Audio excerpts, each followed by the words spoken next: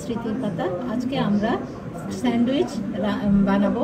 চলুন দেখি আজকে কিভাবে স্যান্ডউইচ বানানো যায়। তো প্রথমেই আমরা নিব পাউরুটি। পাউরুটি এখানে আছে, পাউরুটি নিয়ে শুরু করছি। মেয়োনিজ, সস, ডিম, পেঁয়াজ, কাঁচামরিচ, গাজর, টমেটো, চিলি ফ্লেক্স। কেন প্রথমে ডিমটা ম্যাশ করে নেব।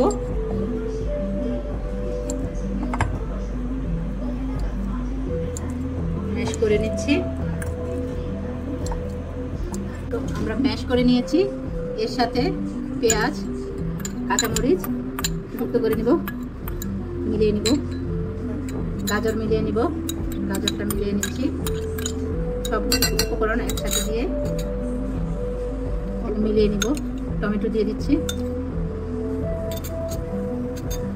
চিলি ফ্লেক্স দিচ্ছি অল্প একটু, ঝালটা যাতে বেশি না হয়। অরগ্যানো নিয়ে নিচ্ছি অল্প, এটা ইচ্ছা অনুসারে, যার যার স্বাদ অনুসারে।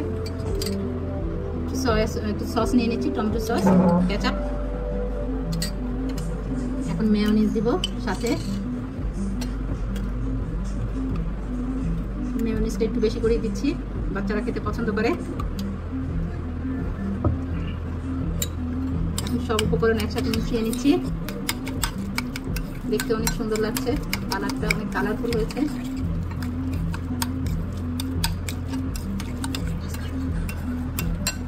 দেখুন কি সুন্দর কালার। সকালে টোস্ট ব্রেডের সাথে উপকরণটা মিশিয়ে দিচ্ছি, খুবই সুস্বাদু। মিলিয়ে নিচ্ছি, উপরে শসা দিয়ে দিব।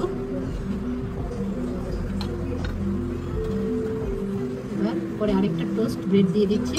হয়ে গেল আমাদের স্যান্ডউইচ। মাঝখান দিয়ে কেটে নিচ্ছি।